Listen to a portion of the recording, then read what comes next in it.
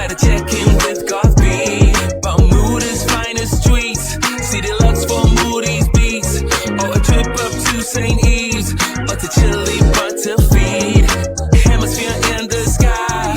Midweek chili and lime. Citra sugar on fire. It's been a really splendid night. Good morning, and welcome everybody. Thank you for joining us in Studio Reality Check Online. Today we've got a full setup for you. Currently we've got Zahir Manuel in studio with us. Zahir is going to speak about firearms and educate us with regards to firearms, licenses and more. Without further ado, let me switch over to Zahir. Zahir, tell us more about yourself and who are you? Hello, good morning everybody. Hi George. My name is Zahir Manuel. I'm born and bred in Cape Town, local boy. I am a director on firearms policy campaign. I'm also a qualified firearms instructor. That does the training for firearm licenses and stuff. So this is my passion. Firearms rights, firearms in general, shooting. I also do sport shooting, particularly IPSC, the action type sport, and various other types of sports involving firearms. Thank you very much, Zahir. Zahir, you've got a gun club, or is it an organization? Can you explain to us more? Tell us more about that. Yeah, as I said, I'm a director on the firearms policy campaign, FPC. Currently, we exist on Facebook. We are a firearms rights organization. Essentially, we are fighting for the rights of South African citizens to license and own firearms for various activities. We do know that the agenda among the government can themselves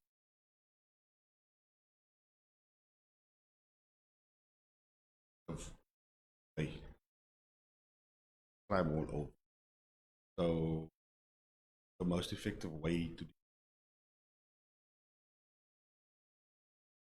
You mentioned something about dispossessing citizens or people from having a firearm.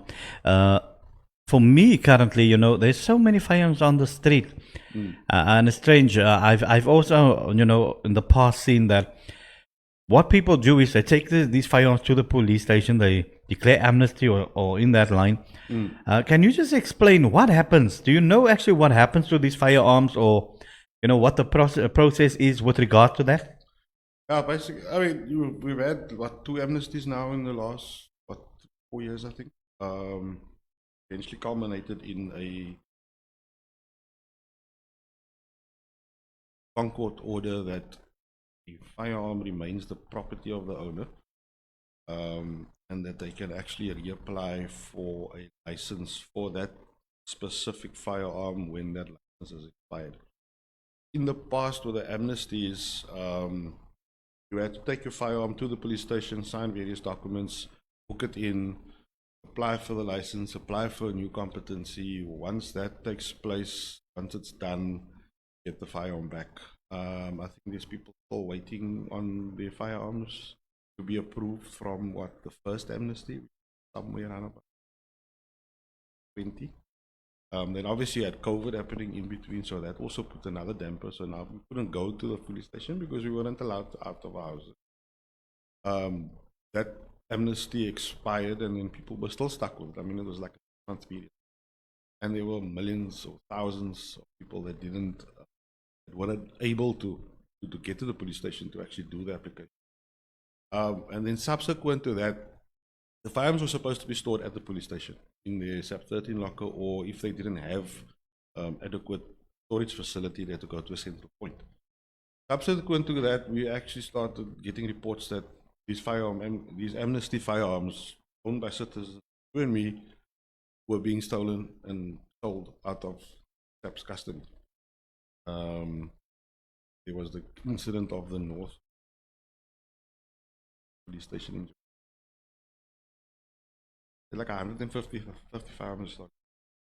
Apparently, those were firearms that were actually confiscated in a CIT. I mean, if we're talking about cash in transit, and we're talking about R4, R5, AR type supposed weapons of war. But I mean, if it's the R4, R5s, which state issue.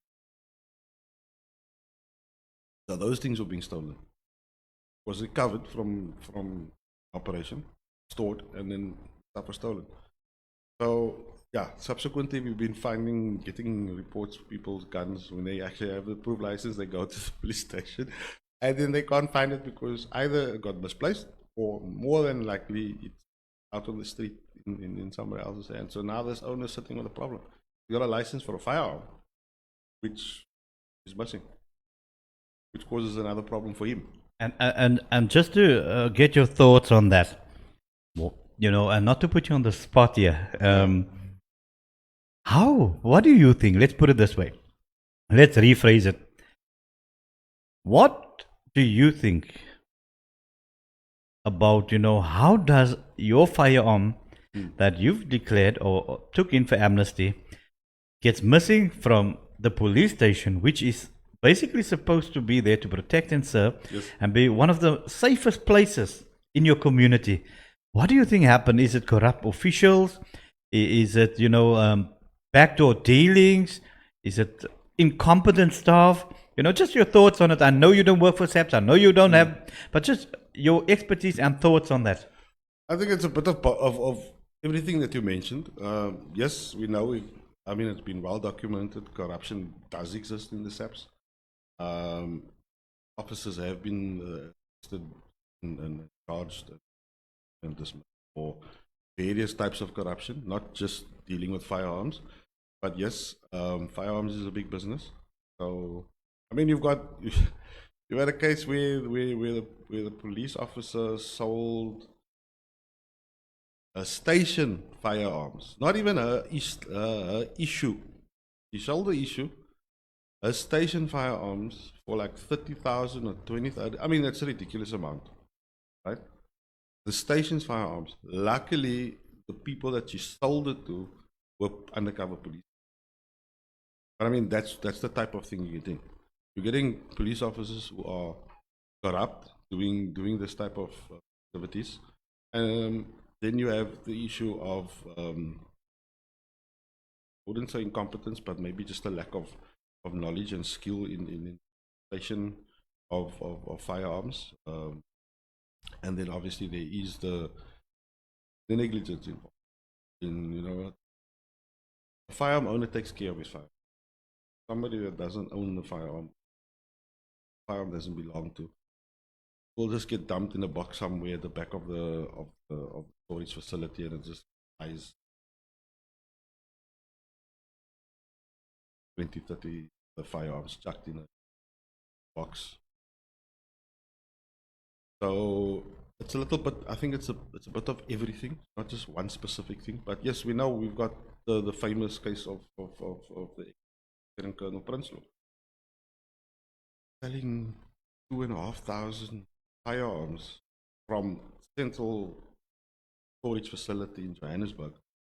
1,000 of those, in fact, it's all 2,500 made their way to Cape Town, and at this point they've linked 1,000 plus of those firearms to shootings, crime, flats. There is currently, how far the case is, been brought by anti-gun lobby, perhaps for class action. Incidentally, that gun lobby was instrumental in the amnesty that led to the firearms being stored by Prinsloo and then being sold back on the streets. And this brings me to my next question. You said that those firearms found their way on the streets. Can one possess a firearm legally Do you need a license, or can one just go and purchase one, walk out of a gun store, and there you go? That's in America. Unfortunately, it doesn't work like that in South Africa. You need to go through a quite a long process, a very bureaucratic red tape process. So the first thing that you would do is you would go to a training facility where you would undergo specific training for firearms. So and that would then do that training and then apply for a competency certificate at SAP. So the training is broken up into five, say like 5 modules, of which one is compulsory, which is the Firearms Control Act 60 of 2000, the law module. Then you've got the choice of doing one or more of 4 firearm types. You've got your handgun, your shotgun, your manually operated rifle, that's your bolt action anti-type rifle, or shotguns. You have to actually physically manipulate the bolt to extract. So those are your hunting rifles, and then your self-loading rifles, which is your AK AR type platform, which is predominantly used for sporting.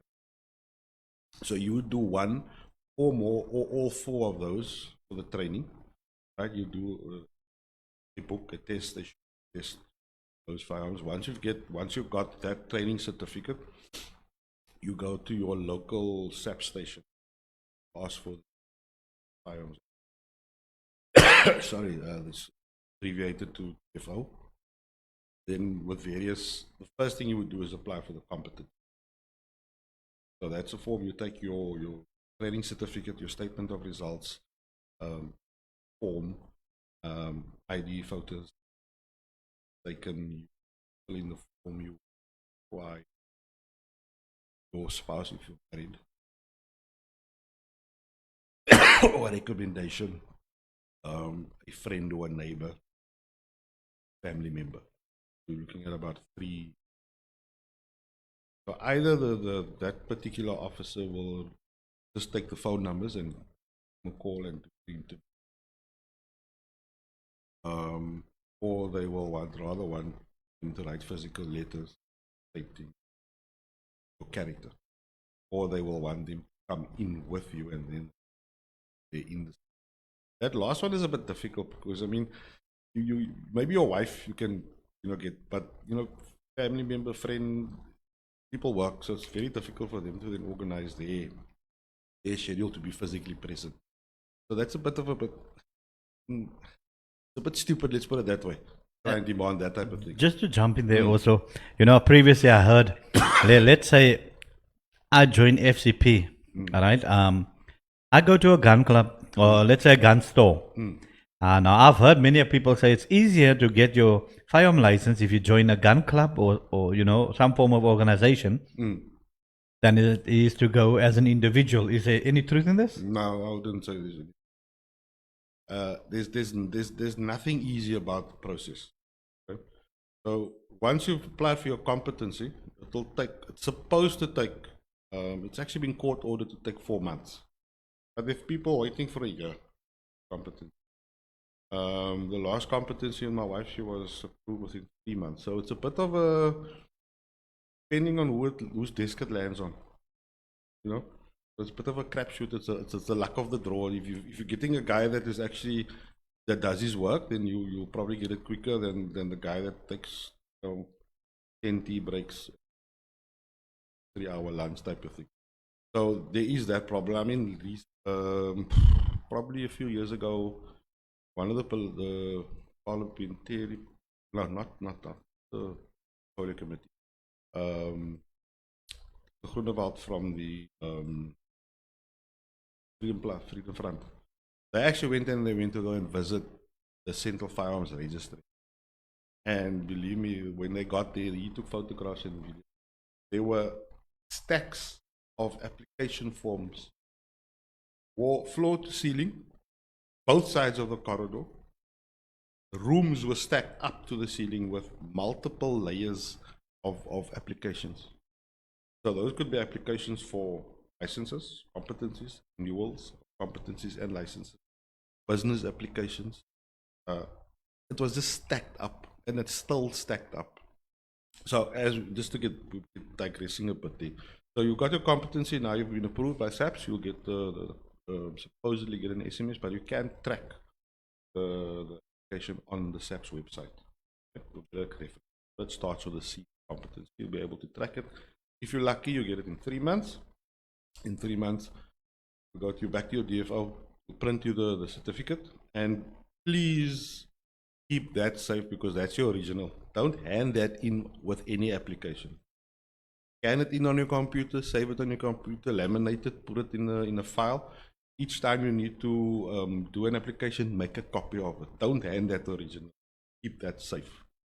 So once you've got your competency, you can actually buy a firearm at any time. You can go to any gun shop at any time, even before you've done your training, to buy the firearm. Right? But you won't be able to take it home. It stays in with the dealer, paid for it. It's actually now your property. The dealer just keeps it for you until you have the license to possess. So let's say you've waited first to have your competency proved, which makes more sense because it can take a year, 8 months, 4 months, 3 months. So you're sitting, you've paid money, gun is sitting there in a shop who is now paying insurance and storage space. At some point they may want to start charging you. So it makes a little bit more sense to wait till your competency is approved and then go. I know sometimes the special comes up. It's, the gun that you want, now cheap. And, it happens. So if that happens, then yeah, you can buy it. You don't need any special permission to buy. All you need is money. So you will buy the firearm, choose whatever you want. The dealer will give you a SAPS 271 application for a license. He will complete his details on there, where the gun came from, where they bought it, their details, because it's now on their